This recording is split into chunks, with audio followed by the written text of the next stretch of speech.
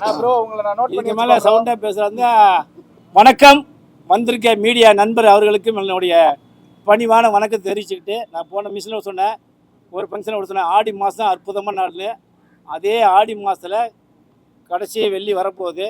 அப்படி ஒரு அற்புத நாளில் எங்களுடைய தயாரிப்பாளர் ஜீவா, பிரியா, அர்ஜுன் கார்த்திக், ஏதோ நல்ல பேர் தான் ஜீவா, அர்ஜுன் கார்த்திக், பிரியா, டைரக்டர் குணால் ஸ்ரீநாத், இவங்கெல்லாம் சேர்ந்து நம்ம சங்கத்தில் வந்து பதிவு பண்ணி இன்னைக்கு படம் பூஜை போட்டிருக்காங்க. ஊடகத்துறை நண்பர்கள் அனைவருக்கும் என் முதல்கண் வணக்கம்.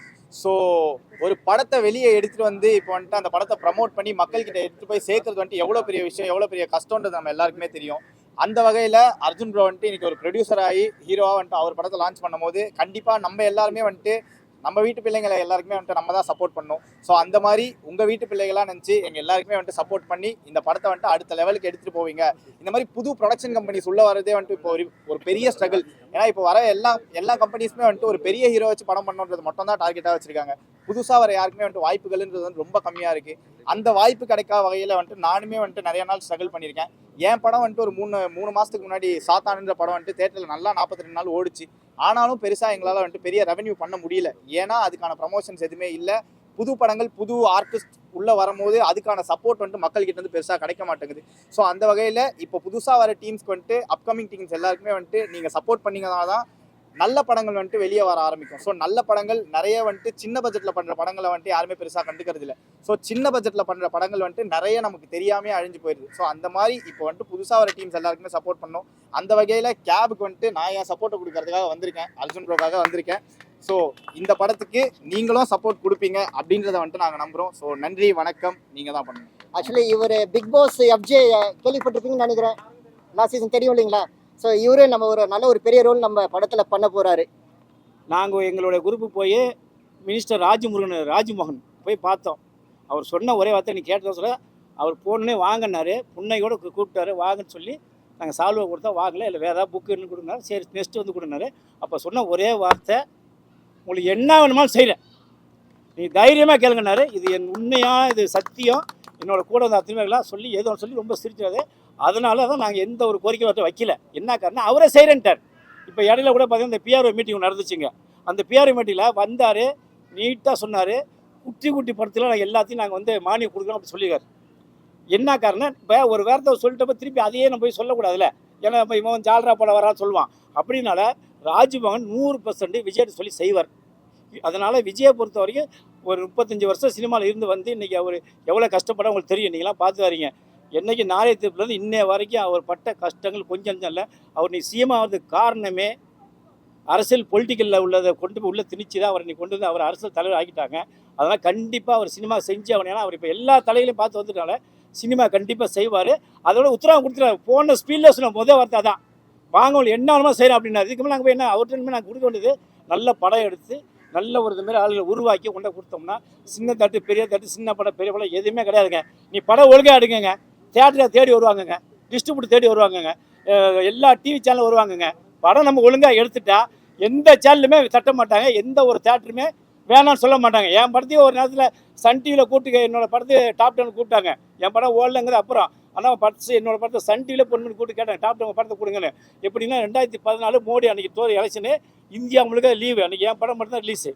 அதுமாரி நல்ல படம் எடுத்துட்டோம்னா எல்லா தேட்டரும் ஃபோன் பண்ணி கேட்பாங்க, டிஸ்ட்ரிபியூட் வைப்பாங்க, எல்லாமே.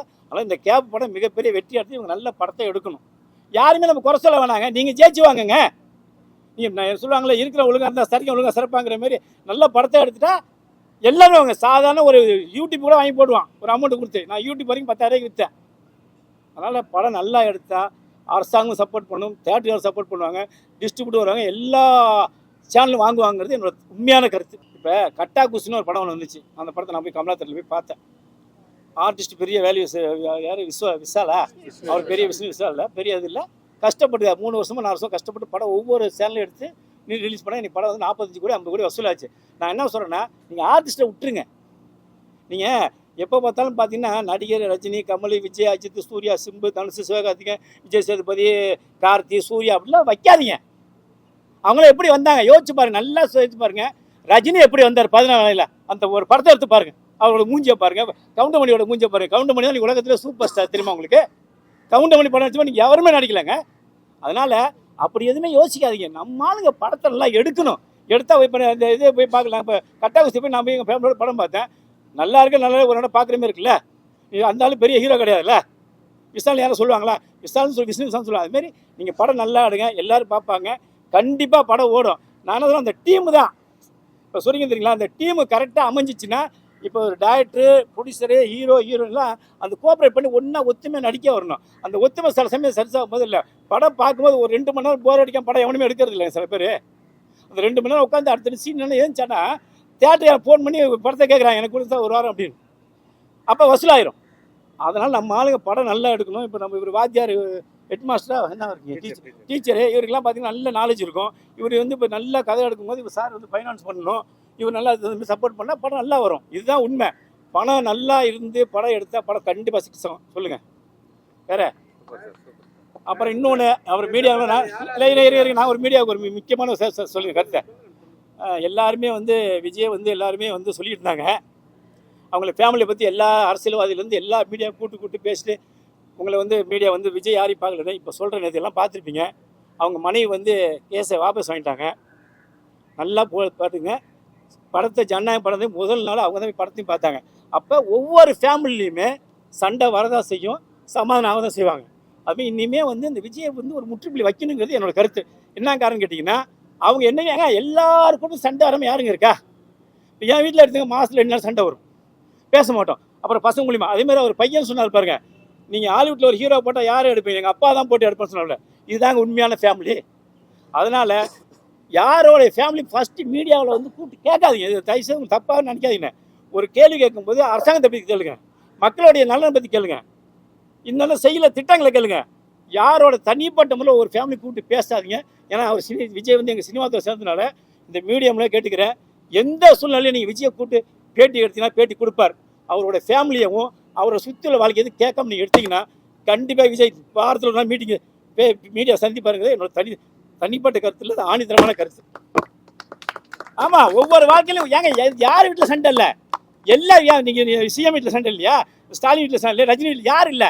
ரஜினி ஒரு சீனில் சொன்னார்ல, செல்வமணி சொல்லி பாரு இதில், நான் வந்து ரோஜாவோட ஷூட்டிங் போகிறப்ப பயங்கர சண்டை, கடைசியாக சேகர் சொன்னார், மனைவி எய்த்து மட்டும் நீ எப்போது போடுறது நினைக்காத அப்படின்னு நம்ம ரஜினி கை தட்டுவார். அதுதாங்க வாழ்க்கை, இதை உணருங்க. நன்றி, வணக்கம். எல்லாம் கொஞ்சம் பின்னாடி இல்லை, எம்எஸ் பாஸ்கர் சார் பண்ணுறாருங்க, தீபாக்கா. ஆமாம், இவர் தான் மெயினாக எழுதி சொல்லுவார். சார் மியூசிக் டைரக்டர் வல்லவன் சொல்லிட்டு அவர் இன்னைக்கு வரல, அவர் அவுட் ஆஃப் ஸ்டேஷன். ஏன்னா அவர் youngster, singer, music director, lyricist மூணுமே அவர் தான் பண்ணுறாரு. ஆக்சுவலி ஃபர்ஸ்ட் இது மியூசிக் மட்டும் தான் நம்ம படத்துக்கு பண்ணுறாரு. மித்த ஆப்ஷன்ஸ் எல்லாம் வந்து இதுக்கு மேலே வந்து நாங்கள் செலக்ட் பண்ணுவோம். டிஓபி நம்ம சொல்லியாச்சு ஆல்ரெடி, விஜய் அண்ணா.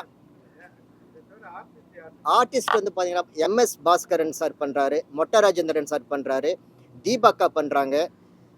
ராட்சசன் இது ராட்சசன் மூவியில் கிறிஸ்டோஃபர் கேரக்டர் யாசர் அவர் பண்ணுறாரு.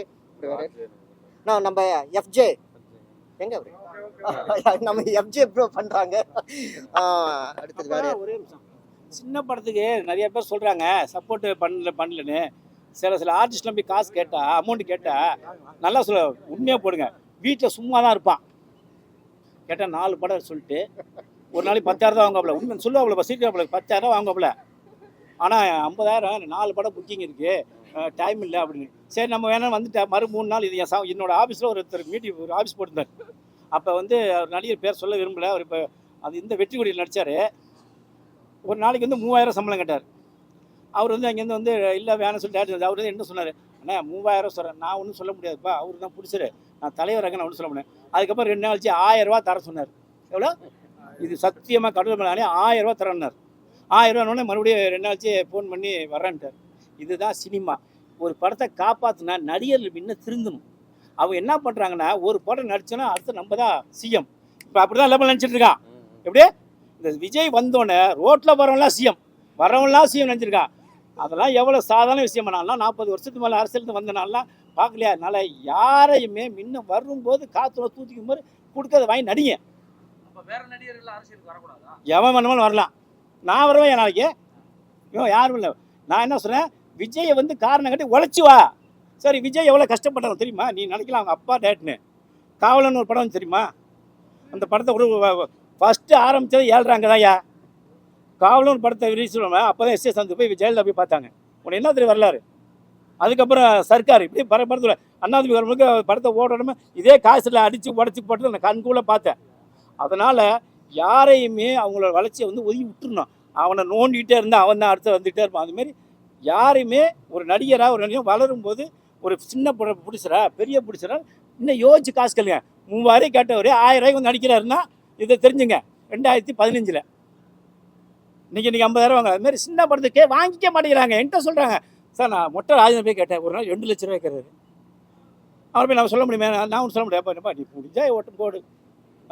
யார் இன்னும் யாரோ கேட்குறேன், நிறைய பேர் சொல்லுவாங்க, என்கிட்ட சொல்லுவாங்க சின்ன நான் நம்பர் மட்டும் தான் கொடுப்பேன். அப்புறம் இன்னும் இதே சிங்கமொழி இன்னும் நல்ல வேலை சொன்னீங்க. ஓப்பனாக போடு சிங்கமொழின்னு ஒரு நண்பர். படம் பேர் வந்து ஏதோ ஒரு படம் ஒன்று 1 லட்ச ரூபா அட்வான்ஸ் வாங்கிட்டார். ஷூட்டிங் போகலையா, ஆனால் பிஸி. சிங்கமொழி பிஸி வரல. அதுக்கப்புறம் அந்த பிடிச்சி வந்து ஃபோன் பண்ணாப்புல, இது நீங்கள் நம்புறீங்களா நம்பலையோ, அது நீங்கள் என்னாலும் போய் கேட்டு அந்த பிடிச்சி நம்பர் தரேன். உடனே அந்த பையன் சொன்ன, இல்லைப்பா நீ சிங்கமொழி என் பேரை சொல்லு, நடிக்க வராரா வரலையான்னு சொல்லும்போது, இல்லை சார் அன்பு செல்வம் சொன்னார் உங்கள்கிட்ட பேசணும்னு சொன்னேன். உடனே இல்லைப்பா எனக்கு பிஸியாருன்னு சொல்லிட்டு 98,000 பணத்தை அக்கௌண்ட்டில் போட்டேன். இதுக்கு என்ன சொல்றீங்க? சேலம் தான். இதே இவங்க ஊர் தான் சேலம். ஊர் பேர் இளம்பிள்ளை. அந்த படம் பிடிச்சது இளம்பிள்ளையில் பெரிய ஜவுளி கடை இருக்குது, இளம்பிள்ளை. அப்போ அந்த பணத்தை 1 லட்சம் கொடுத்தா அதுமாதிரி எல்லோரும் கொடுக்கணுமே. கொடுக்குறானா? நீ படம் பண்ண தரம்மா, வர முடியல, சிங்கமொழிக்கு டைம் இல்லை, ஆனால் 1,98,000 திரும்பி அமிச்சப்பல. சார் இன்னும் 2,000 நான் 98,000 வச்சு 2,000 அந்த இதில் வச்சு போன வந்து பண்ணிச்சு அப்படின்னு சொல்லி விட்டேன். அதனால் முன்ன தயாரிப்பார்கள்லாம் நடிகர் முன்ன பெரிய படமாக சின்ன படம் யோசித்து அமௌண்ட் வாங்கி நடித்தா அவங்க லைஃப்லாம் நிற்கலாம். இல்லைன்னா 2 படம் 3 நடிச்சுட்டு எவ்வளோ பேர் நான் சொல்ல அட்ரஸ்லாம். அதனால் தயவு செய்து பெரிய நடிகர்லாம் சொல்கிறேன், இந்தமாரி தயாரிப்பாளர் இந்த டேரக்டர்லாம் இருந்தால் கதை கேட்டு சப்போர்ட் பண்ணுங்கள். நன்றி, வணக்கம். Heroine sir 1 second. ஆக்சுவலி நம்ம மூவிக்கு ஹீரோயின் வந்து பார்த்தீங்கன்னா நம்ம லிவிங்ஸ்டன் சாரோட பொண்ணு பண்ணுறாங்க. பேசியாச்சு ஆல்ரெடி. ஸோ அவங்க இன்னைக்கு வர முடியல, அவுட் ஆஃப் ஸ்டேஷன். நெக்ஸ்ட்டு வந்து நம்ம கேர்ள்ஸ் கேரக்டர் ஆர்டிஸ்ட் வந்து இவங்க பண்ண போகிறாங்க. ஆனால் இன்னைக்கு 3 பேர் தான் வந்திருக்காங்களா? ஆமாம், இல்லை வாங்க மீடியா வாங்க, அப்போ தான் அவங்களுக்கு ஒரு ஃபோட்டோ ஸ்டில்லு கிடைக்கும். நல்லா வாங்க. ஆமாம், நாங்களே பேசினா லேடிஸ் எல்லாம் என்ன தான் அவங்களுக்கு கவர் பண்ணி ஸ்டில்லை போட்டு பப்ளிஷ் பண்ணாங்க. அப்போ நல்லா போட்டோ எடுத்து கவர் பண்ணுங்க. ஆக்சுவலி ராஜு இவர் தான் டிசைனர். நம்ம பேனரும் சரி இன்விடேஷன் கார்டு சரி இவர் தான் வந்து நைட்டு பகலாக வந்து நல்லா பண்ணி கொடுத்தாரு தூங்காமல். ஸோ 3 நாளாக வந்து தூக்கம் கெட்டு ஒர்க் பண்ணி கொடுத்தாரு. ராஜுக்கு ரொம்ப தேங்க்ஸ். நான் இவர் தான் நம்ம படத்துக்கு ஃபுல் டிசைன் முழுக்க இவர் தான் பண்ண போகிறாரு. படம் ரிலீஸ் பண்ணுறவங்க யாருமே தூங்க முடியாது, அது உண்மை. படம் போட்டவங்களும் சரி, படம் எடுத்த தேட்டர் சரி. ரைட்டு.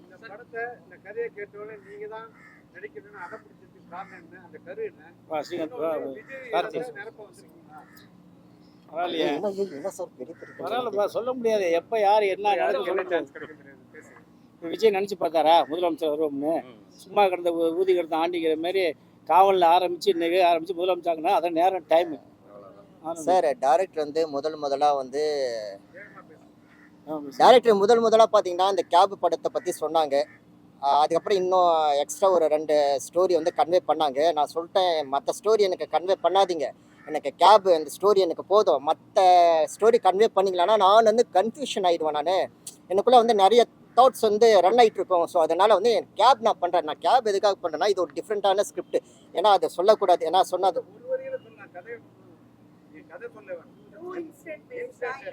இல்ல இது ரியல் இல்ல. கேப்ல புக் பண்ணி அங்க எவ்வளவு அநியாயம் நடக்குது, எப்படி ஏமாத்துறதோ அதை கதையா கொண்டு வந்திருக்காரு. ஆமா, கண்டிப்பா சொல்லுவார். அதான் உண்மை சம்பவம். அதான் இது வந்து ஒரு உண்மை சம்பவம். இது அந்த ஊர் மென்ஷன் பண்ண விரும்பல. இது உண்மை சம்பவத்தோட ரியல் ஸ்டோரி. அதை வச்சு நான் எடுக்க போறோம். ரஜினிகாந்துக்கு படம் கழுகு மாரி தான். ஒரே கேப்ல போய்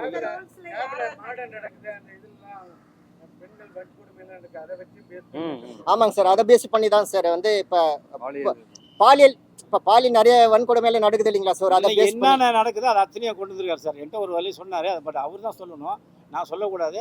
இன்னைக்கு டென்ட்ல என்ன நடக்குது அப்படியே அதை தான் கேப்னு கொண்டு வந்திருக்காரு. இந்த பொள்ளாச்சியில் நடந்த சம்பவம் உண்மை சம்பவத்தை வச்சு எல்லாமே தான். பொள்ளாச்சியில்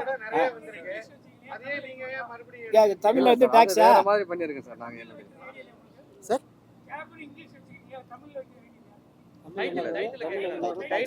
இல்ல சார் அது சரியா இருக்கு, அதுதான் ஆங்கிலத்துல வச்சா கரெக்டா. வாடகைக்காரா வாடகை சார் சார் வாடகைன்னு கதாநாயகி கூட வைக்கலாம், வாடகை அப்படின்னு வைக்கலாம், வாடகை வண்டின்னு கூட வைக்கலாம். இங்க வந்திருக்கும் மீடியாவுக்கு அனைவருக்கும் என்னுடைய முதற்கண் வணக்கம். சவுண்ட் இல்லை. இங்க வந்திருக்கும் மீடியாவுக்கு அனைவருக்கும் என் முதற்கண் வணக்கம். அதே போல் என்னுடைய பட தயாரிப்பாளர் மற்றும் பிரியா கம்பெனிஸ்க்கு என்னுடைய முதற்கண் வணக்கம். ஏன்னா இந்த கதையை கேட்ட உடனே நான் தான் பண்ணுவேன்னு சொல்லி அடம் பிடித்த என்னுடைய ஹீரோவுக்கு என்னுடைய ரொம்ப மகிழ்ச்சியான வணக்கத்தை தெரிவிச்சுக்கிறேன். அதே போல் எனக்கு உறுதுணையாக இருக்கக்கூடிய சார் அரவிந்த் சார், பழனிசாமி அண்ணா மற்றும் சௌகத் அண்ணா, முரளி சார்களுக்கு என்னுடைய நன்றி கலந்த வணக்கம். இந்த படத்தை வந்து நான் சாதாரணமாக ஒரு 18 ஆண்டு காலமாக நான் உழைச்சிருக்கேன். நான் ஒரு பேசிக்காக teacher, MA MEd MPhil PhD பண்ணிகிட்டு இருக்கப்போ, ஸோ அந்த எஜுகேஷனை இங்கே வந்து ஒரு படமாக இது எடுக்கலை, என்னுடைய பாடமாக நான் கொண்டு வரேன். ஸோ இது எல்லாருக்கும் வந்து பார்த்திங்கன்னா ஒரு நல்ல கதை அமையணுன்றதை விட ஒரு பாடமாக இருக்குன்னு நான் நினைக்கிறேன். கேப்ன்ற ஒரு தலைப்பில் வந்து பார்த்திங்கன்னா ஆங்கிலத்தில் இருந்தாலும் தமிழில் வந்து ஒரு மிக சிறப்பான ஒரு கதையை கொடுக்கணும்னு ஆசைப்பட்றேன். அது கண்டிப்பாக நடக்கும்னு நினைக்கிறேன். என்னுடைய முயற்சி வீணாகாது. ரொம்ப நன்றி அனைவருக்கும். Thank you very much. Karthi Arjun Arjun Karthi போது தயாரிப்பாளர் பேசுகிறார். தயாரிப்பாளர் ஹீரோ, அவங்க ஒய்ஃபு ஹீரோனி பேச மாட்டாங்க. எல்லாருக்கும் வணக்கம். வந்த மீடியாக்களுக்கும் ப்ளஸ் நண்பர்களுக்கும் எல்லாருக்கும் வணக்கம். நான் ஆல்ரெடி ஒரு 3 படம் பண்ணியிருக்கேன். 3 படம். ஃபஸ்ட்டு படம் வந்து பார்த்தா கடாச்சம், எல்லோரும் நம்ம பார்த்துருப்போம். 2023 வந்து நம்ம பிரசாத் லேபில் ஆடியோ லான்ச் நடந்தது. ஸோ அந்த படம் வந்து கொஞ்சம் பெண்டிங்கில் இருக்குது, கொஞ்சம் ரிலீஸ் பண்ணாமல். 2வது படம் MG24 படத்தில் வந்து ஹீரோக்கு நான் ஃப்ரெண்டாக பண்ணியிருப்பேன். Next my dear sister movie, Arulnithi sir எல்லாருக்கும் தெரியும். அவர் கூட வந்து கேரக்டர் ரோல் நான் பண்ணியிருக்கேன். நான் இப்போ பிரியாஸ் ப்ரொடக்ஷன் வந்து நாங்கள் ஸ்டார்ட் பண்ணிப்போம். பிரியாஸ் ப்ரொடக்ஷனில் வந்து பார்த்தீங்கன்னா கேக்குதான்னு சொல்லிட்டு ஒரு ஆல்பம் சாங் ஓன் ப்ரொடியூஸ் பண்ணி கேக்குதான்ட்டு ஒரு ஆல்பம் சாங் பண்ணியிருக்கோம், முடிச்சாச்சு. நம்ம ஐயங்கரன் இன்டர்நேஷ்னல் சேனலை வந்து நாங்கள் வந்து அவுட்லேட்டுக்கு கொடுத்தாச்சு. இப்போ இந்த 15 டேஸில் இந்த ஆல்பம் சாங் வந்து ரிலீஸ் ஆக போகுது. கேக்குதான்றது டைட்டில் வச்சு நாங்கள் ரிலீஸ் பண்ணி கொடுத்துருக்கோம். ஸோ அது 15 டேஸில் ரிலீஸ் ஆகும், அது வெளியில் வரும். எல்லோரும் சப்போர்ட் பண்ணுங்கள். இப்போ ஒரு மிகப்பெரிய அளவில் பிரியாஸ் ப்ரொடக்ஷன் ப்ரெசன்ஸ் கேப் என்ற ஒரு படம் வந்து நாங்கள் ஸ்டார்ட் பண்ணியிருக்கோம் நாங்கள். ஸோ முழுக்க எல்லாரோட சப்போர்ட் வேணும். ஆக்சுவலாக வந்து இந்த பிரியாஸ் ப்ரொடக்ஷன் வந்து சும்மா ஏனோத்தனமாக வந்து நம்ம ஸ்டார்ட் பண்ணி பாதியில் விட்டு போகிற மாதிரியெல்லாம் ஐடியாவே கிடையாது. பிரியாஸ் ப்ரொடக்ஷன் ஒரு பெரிய லெவலில் நாங்கள் கொண்டு வந்து காமிப்போம். நாங்கள் எங்களோட பேனரில், பிரியாஸ் ப்ரொடக்ஷன் பேனரில் வருஷத்துக்கு ஒரு 2 படமாச்சு பண்ணணும். நிறைய கஷ்டப்படுற ஆர்டிஸ்ட்டுக்கு அவங்களுக்கு வாய்ப்பு கொடுக்கணும், எல்லோரும் உள்ளே வரணும். அதுதான் என்னோட கனவே எனக்கு. ஸோ நானே ரொம்ப கஷ்டப்பட்டு வந்திருக்கேன். நான் யாரும் சரி, பசங்களாக இருந்தாலும் சரி, பொண்ணுங்களாக இருந்தாலும் சரி, always welcome to Priya's production banner. என்னோட ஒரு பெரிய கனவு. எல்லாருக்கும் தயாரிப்பாளர் பிரியா அவர்கள் நன்றி சொல்லுவாங்க. எல்லாருக்கும் வணக்கம். எனக்கு முதல்ல பேச தெரியாது. நல்லபடியா படம் எடுத்து முடிக்கணும், சக்சஸ் பண்ணணும், அவ்வளவுதான் டார்கெட். நல்லா பேசுறியா? அப்புறம் இதுக்கு என்ன